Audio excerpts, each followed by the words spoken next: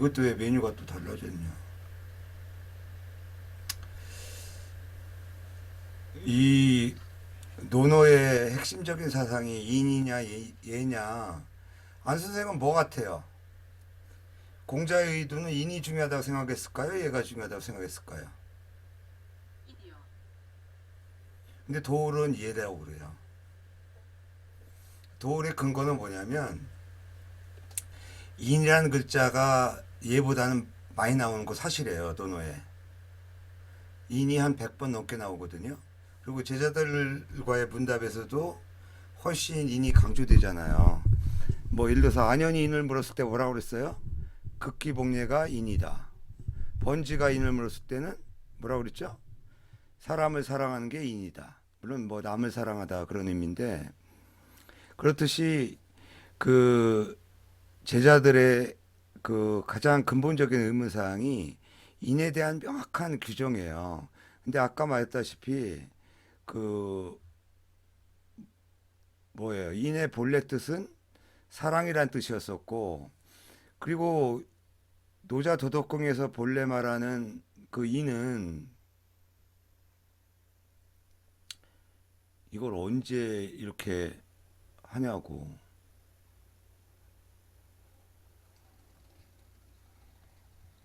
잘 보입니까? 예. 근데 왜 안서윤밖에 안 보이냐고. 하여튼 뭐. 근데 요게 이제 공자에 오게 되면 사람을 사랑하는 것으로 바뀐다. 도덕경에서는 성인이나 자연이 인간을 배려하는 그런 의미인데, 요게 공자의 독창적인 아이디어예요. 요 개념은 도덕경에는 없는 개념이에요. 이는 사랑은 사랑인데 사람을 사랑하는 것이다 이거예요. 예. 누구야? 무슨 뭐 마이크 소리가 났는데. 문 선생님 요 부분 읽으세요. 인간다움.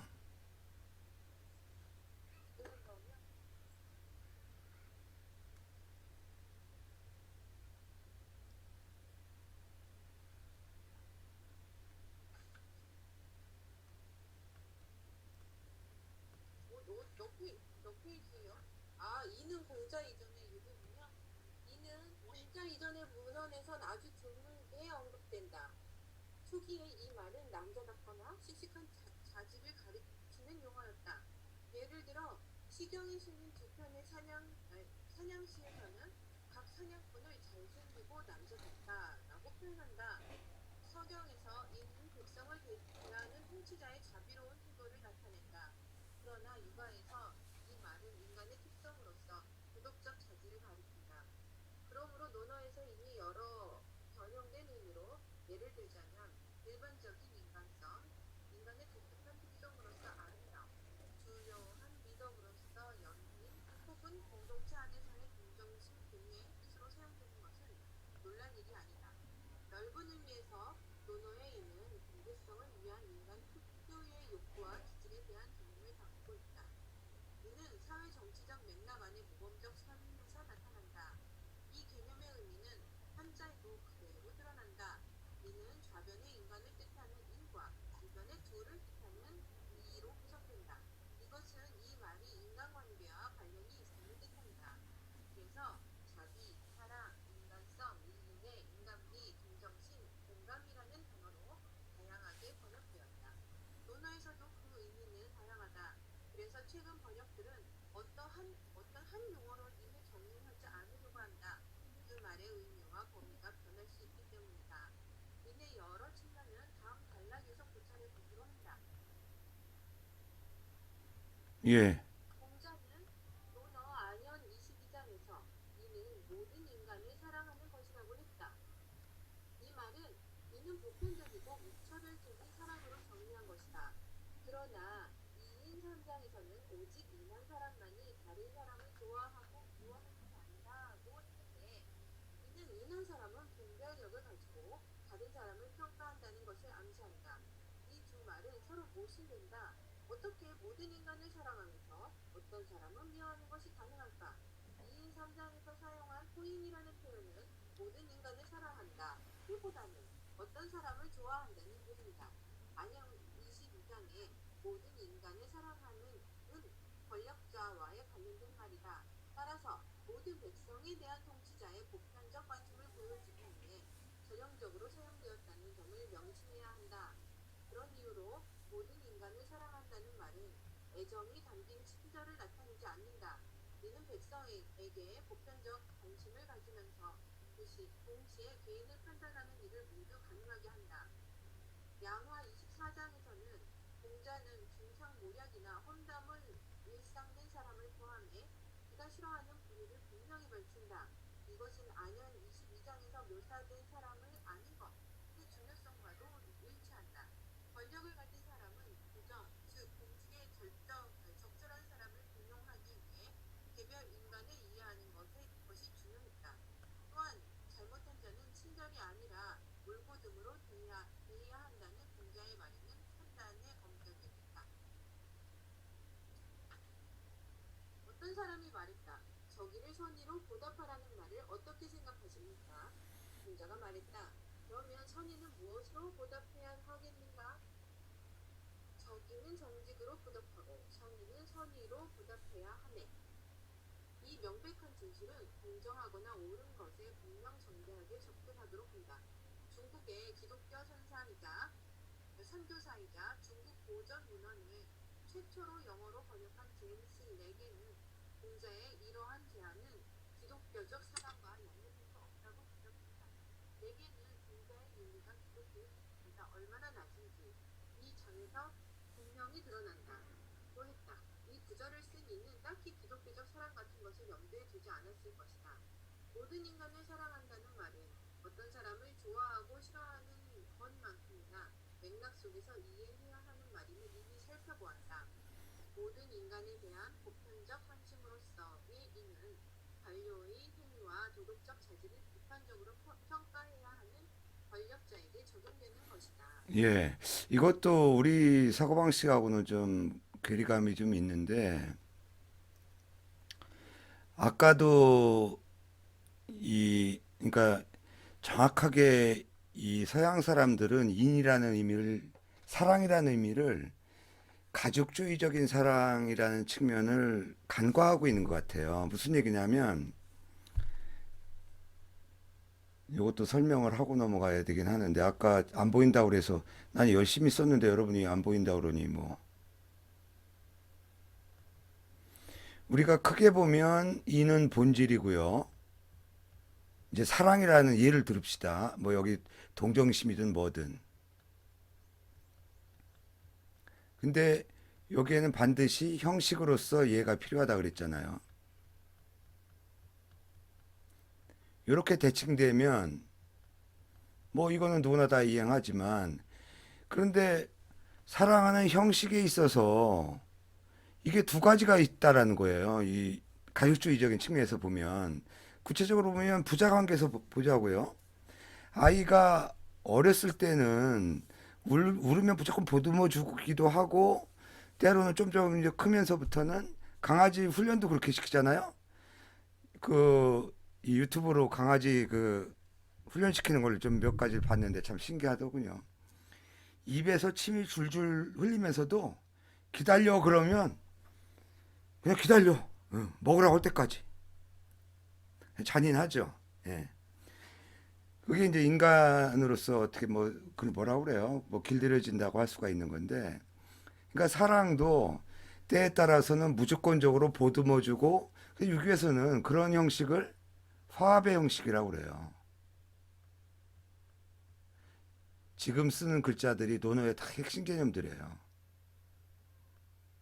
그래서 사실은 오늘날의 유교의 인이나 예 개념을 얘기하려면 그러면 예의 두 가지 형식을 구분해서, 요건 뭐예요?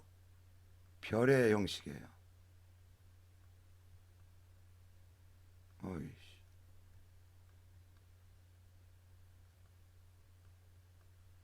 이 화합별은 대비되는.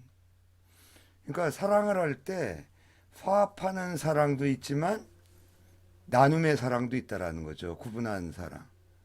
그러니까 뭐 남자친구가 밥 먹었나? 그래, 씻고 자라. 이렇게 하는 거는 마음속으로는 화합의 형식이 있지만 말 표현으로서는 어느 정도 구별하는 형식이잖아요.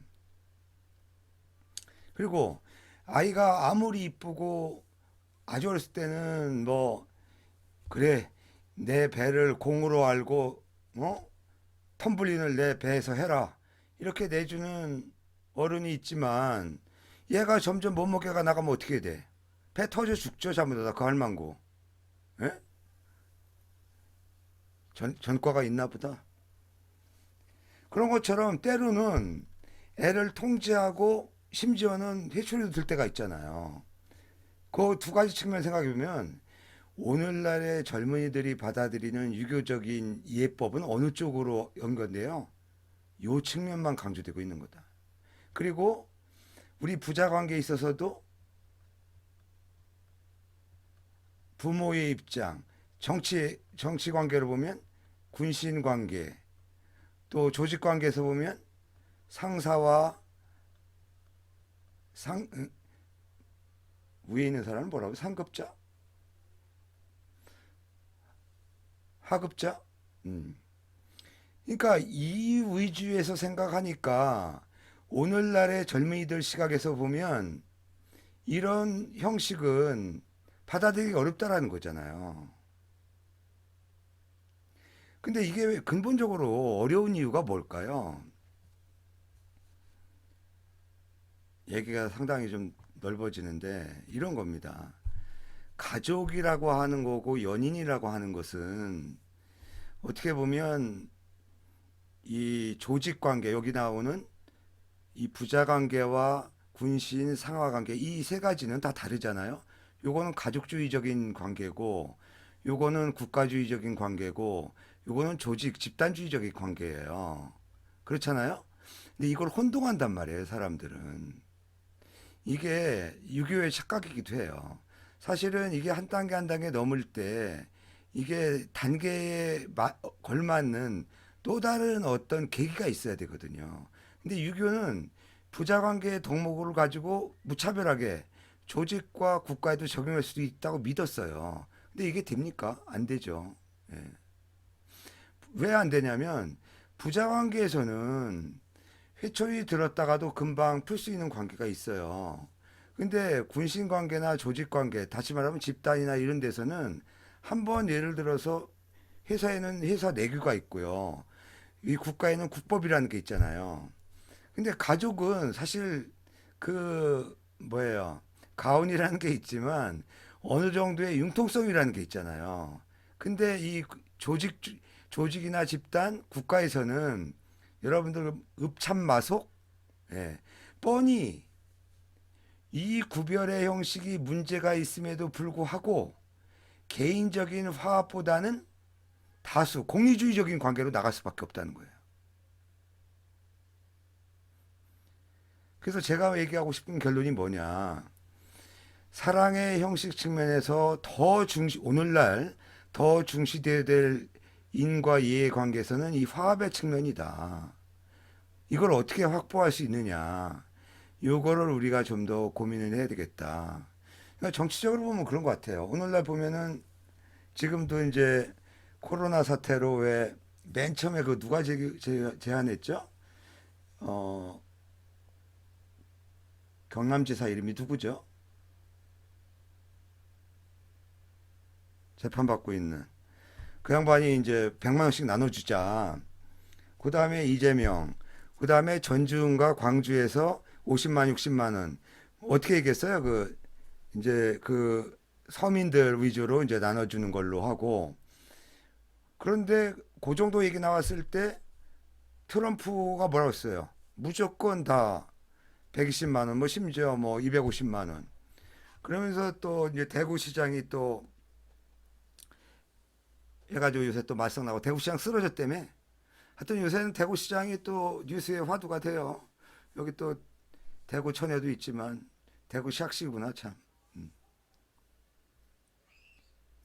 사실 나는 요즘에 그 뉴스 보면서 참 정치인들이 답답해요.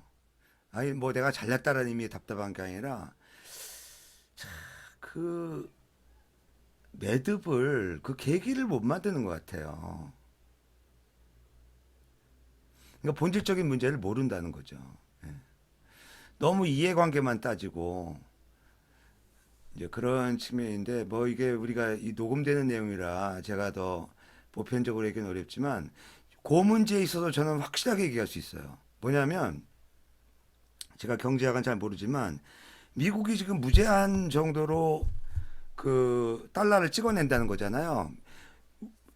우리나라로 말하면 한국은행이 무제한 돈을 푼다는 거예요. 그러니까 불량 회사채까지 사준다는 거 아니에요. 그래서 망하는 회사를 가능한 최소화하겠다라는 게 우리 정부의 입장인데 미국은 더한 거죠. 그러니까 미국이 달러를 무제한 찍어내면 어떻게 돼요? 전 세계에 경제 영향을 줘요. 근데 원화 가치는 자꾸 떨어지고 달러 가치만 올라가잖아요. 오히려 그런데도 불구하고. 그래서 무슨 얘기냐면 지금 시점에서는 이 문재인 정부도 서민 위주의 그 이 코로나 이 저기 그 경제 활성화를 위해서 서민들한테 상품권 나눠주는 것으로서 해결되지 않는다. 저는 그렇게 생각해요. 그러니까 오히려 서민들은 조금 더 주더라도 일반화시켜서 그 지역 상품이든 뭐든 100만 원씩 나눠주는 게 인플레는 다음에 문제고 일단 지금 급한 게 그거잖아요. 그러니까 두 가지로 구분하면 이거예요. 이 현 여건에서 서민 위주의 보듬기 정책이 의미가 있었다 지금까지는. 그러나 지금 시점에서는 일반화해서 확대하는 것이 필요하다. 근데 더 웃기는 게 뭐냐면요. 오늘은 제가 자유롭게 이렇게 얘기를 하는데 어부인이 근무하거든요. 저기 이제 집에 없어요. 근데 집에 있을 때 내가 이제 저녁 먹으면서 YTN을 틀어놓고 보면서 내가 막 그 정치인들이 발언하는 걸 이제 뭐라고 욕을 하는데 집사람 뭐라고 그러냐면 그게 퍼주기라는 거예요. 근데 우리 같이 영세민도 이거 원래 진짜 영세민은 다 똑같이 줘서 우리도 혜택을 받는 게 좋다고 생각하는 게 솔직한 거잖아요.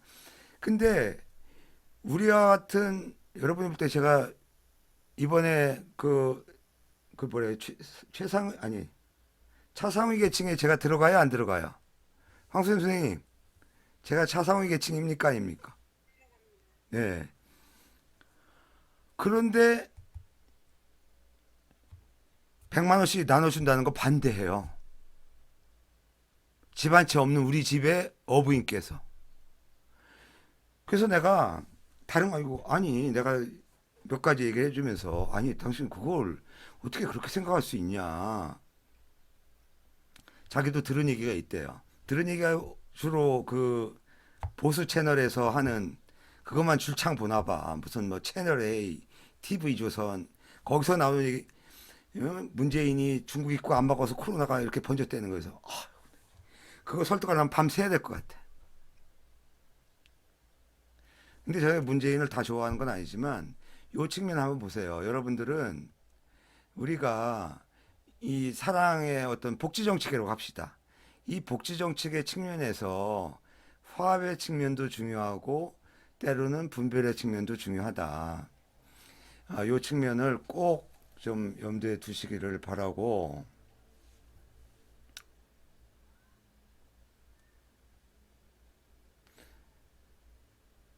제가 좀 뭐죠?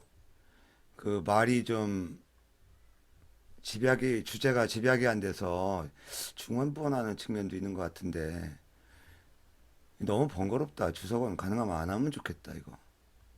이걸 언제 이러고 있냐고.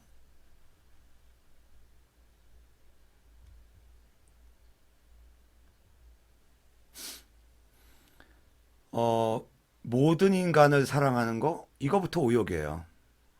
전제가 잘못돼서 이렇게 엉뚱한 얘기를 밑에서 하는 거예요. 이거는 여기 보세요. 번지가 인을 물었을 때 애인이라고 그랬잖아요. 인이 무슨 뜻이라고 그랬어요? 안소윤, 음속어로 시켜놨나? 어, 어? 사랑, 사랑, 사람다움, 애인이 무슨 뜻이냐고. 남을 사랑하라. 그렇지. 이게 모든 사람을 사랑하라는 게 아니잖아요. 근데 에브리바디 이렇게 번역을 해놓으니까 자가당착 해가지고 지금 엉뚱한 얘기를 막 밑에서 까는 거라. 이게 이제 문제가 있는 거고요. 참고해서 읽으시고. 그렇기 때문에 여기 보세요. 유인자 능 또 이러면 또 안 할 수도 없고 참 그거 거시기하네.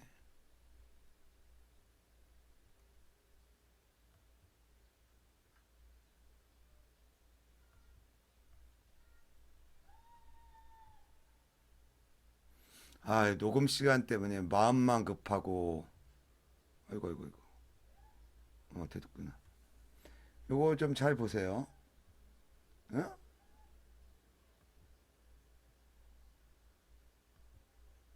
이게 왜 지우개야?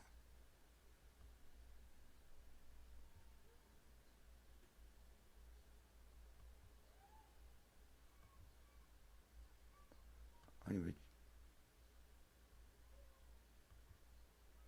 지우개가 안 없어져?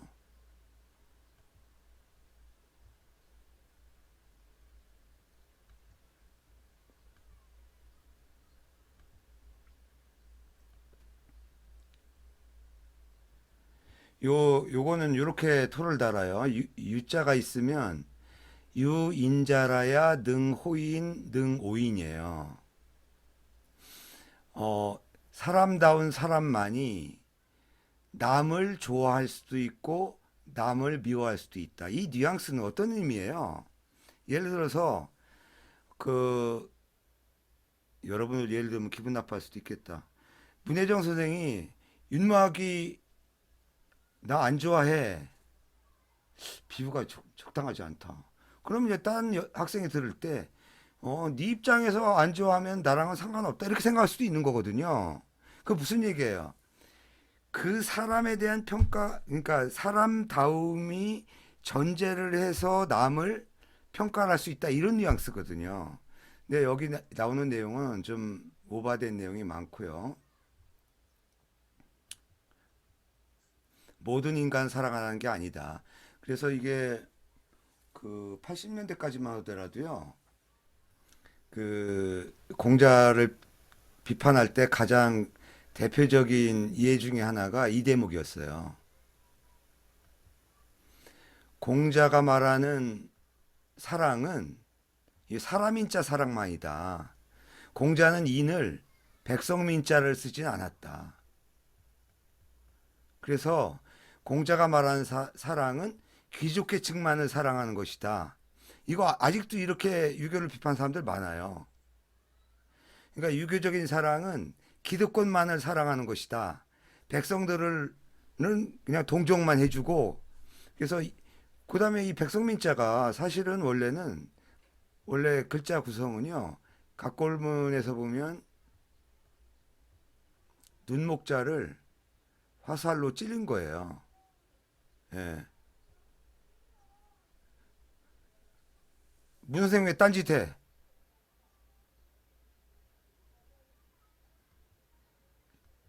어? 수업 중에 딴짓하고 말이지.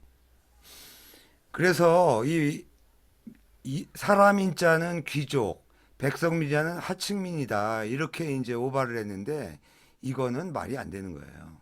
예, 이런 얘기는 요새 하는 사람은 없습니다. 어쨌든 이 서양에서 볼 때 사람인자를 남이라고도 번역할 줄 모를 뿐더러 에브리바디로 번역한 건 분명한 오역이다. 그러나 이렇게 보는 시각도 참고로는 할 측면이 있죠. 그 다음에 또 하나.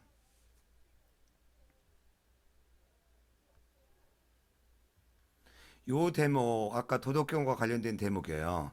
아까 아버지가 도둑질을 했을 때 자식으로서 가서 그 증언을 해야 되느냐 말아야 되느냐. 이 예문은요. 아까 말한 예문은 한비자에도 나오고 여시춘추에도 많이 나와요. 근데 그 얘기는 아까도 얘기했지만 어떤 측면하고 있는 건데요. 지금 노자 장자의 개인주의 단계에서 가족주의까지는 왔어요. 그러나 가족주의 가지고 공자 당시에 유지될 수 없는 신흥 국가들이 막 출현하잖아요. 예를 들어서 주나라는 어떤 국가예요? 동성 동분 제후국으로 연계돼 있으니까 제사와 같은 혈연 유대 확인을 통해서 국가 관계, 정치 관계, 상하 관계가 유지가 되잖아요. 그렇죠? 불만이 있더라도 아유 집안 어른이 말씀하시는데 이런 식의 논리잖아요. 그런데 신흥 국가들 그야말로 인적 관계도 없고 무력에 의해서 집권했을 때 공신들을 참모로 쓰게 되는 관계에서는 인적 관계가 없는 거예요. 아니 왜 자꾸 웃고 그러지?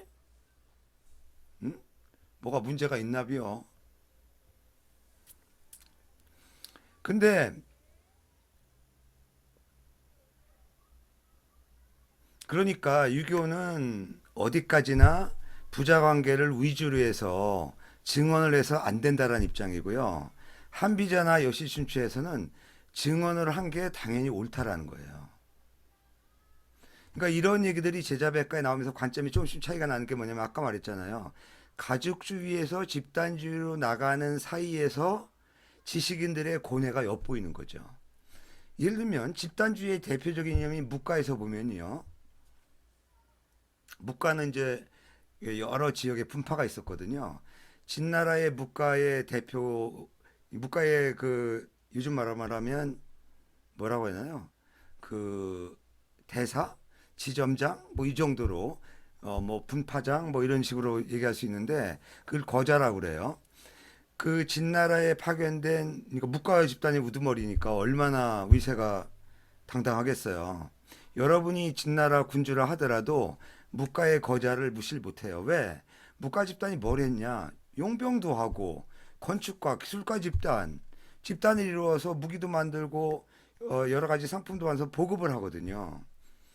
그 다음에 심지어 용병도 해주고 그러니까 무시를 못해요. 근데 거자의 아들이 살인을 범했어요. 근데 진나라 왕이 그 거자를 불러서 당신은 연로한데 다른 자식이 없으니까 이번에 용서해 주겠다 이렇게 얘기하거든요. 근데 묵가는 뭐라 그래요? 국법에서는 용인할 수 있을지 모르지만 우리 묵가의 법에 의하면 남을 죽인 자는 무조건 죽인다. 그리고 자기 아들의 목을 자기가 베요. 이게 철저한 집단주의의 대표잖아요. 근데 유교하고 상충되잖아요. 근데 오히려 국가주의적인 경향성을 지닌 진나라에서는 요즘 말하면 타협을 하려고 그러는 거예요. 원칙대로 안 되는 거죠. 그럼 왜 그랬을까를 생각해 보면 묵가에서 말하는 법은 하느님의 뜻이거든요. 김미준 선생, 이게 왜 음소거가 안 돼? 아, 본인들이 다 그랬구나. 김미준 선생이 법을 안 지킬 때 있죠? 많죠. 왜 안 지켜요? 그냥 지키기 싫으니까 안 지키는 거. 남이 안 보니까 안 지키는 거지. 네? 남이 안 지키니까 안 보지. 만약에 처벌을 받지 않으니까? 아니 만약에 하느님이 만든 법이 있다면 안 지킬 수 있겠어?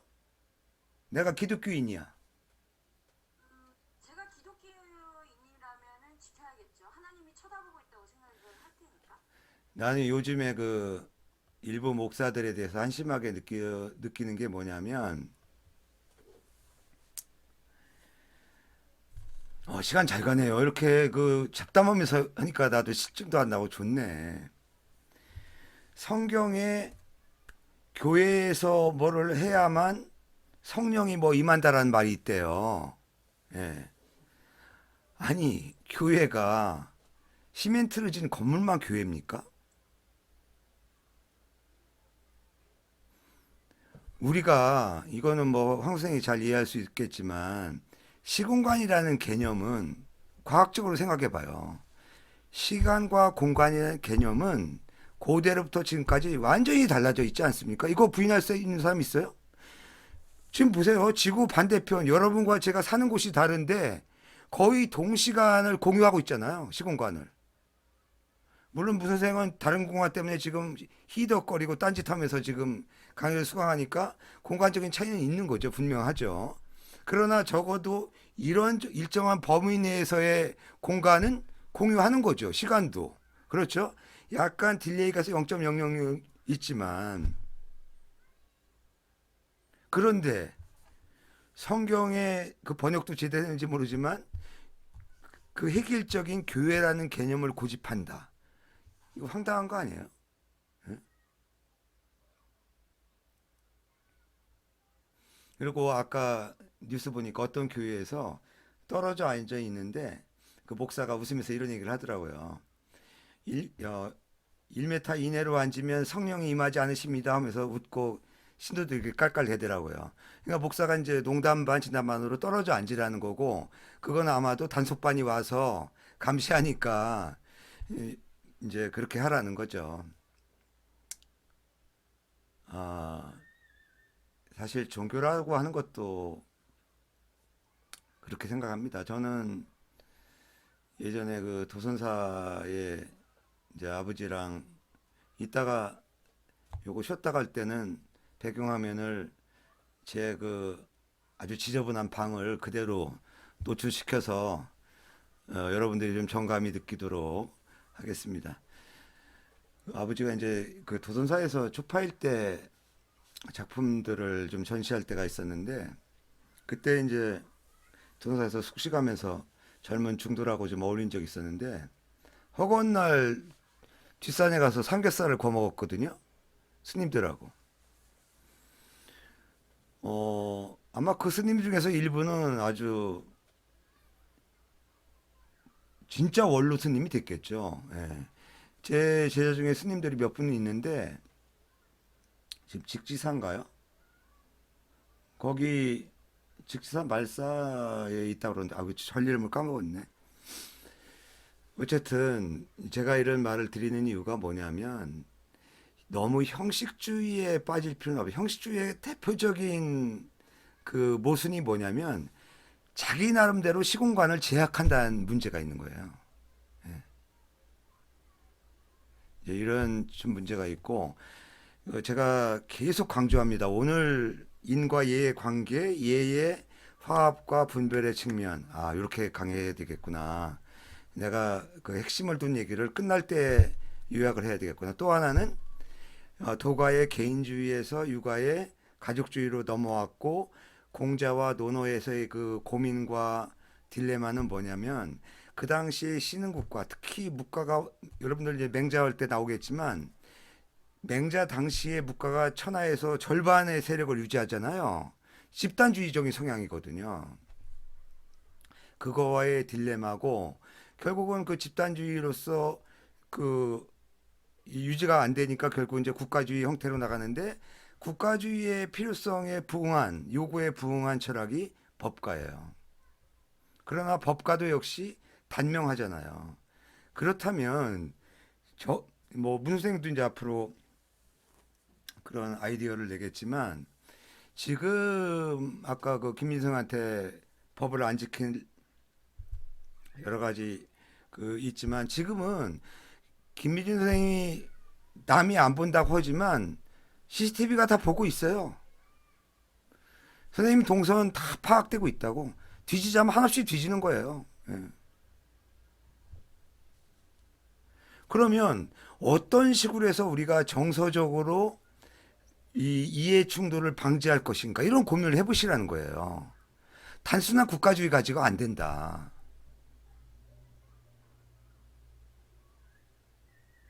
그리고 그 뭐예요? 오늘까지인가 어제까지 왜 국회의원 후보 다 등록 끝났다고 그랬잖아요. 예, 제가 예전에 논문 쓸 때 보면 16대 국회의원 중에 25%가 전과자였습니다. 여러분들 한번 검색해 보세요. 16대 국회의원들. 근데 이번 국회의원들 보니까 왜 청와대 고위층들 한 채만 실거주만 받고 서울 수도권에 있는 건 다 팔아라 그랬는데 상당 사람들이 그것도 또 강남에 집을 갖고 있고 국회의원들은 말 것도 없고 모 국회의원은 집이 30여 채야. 예. 그다음에 이번에 후보 등록 한 사람 중에서 5년 동안 세금 한 푼도 안 낸 국회의원이 몇십 명. 예. 병역이면 말할 것도 없고. 예. 저는 국회의원이 다 도덕성을 기초로 해야 된다고 생각은 안 해요. 그러나 적어도 이 미국처럼 일정한 그 우리나라 정치사 흐름에 있어서는 도덕성이 기준이 되는 시점을 거치고 나서 한 번쯤은 걸러야 된다 이렇게 생각이 드는데 참 그게 그렇게 어렵네요. 예. 그래서 저기 간식도 좀 하고요. 5분 쉬었다가 이 한 꼭지만 30분만 더 하고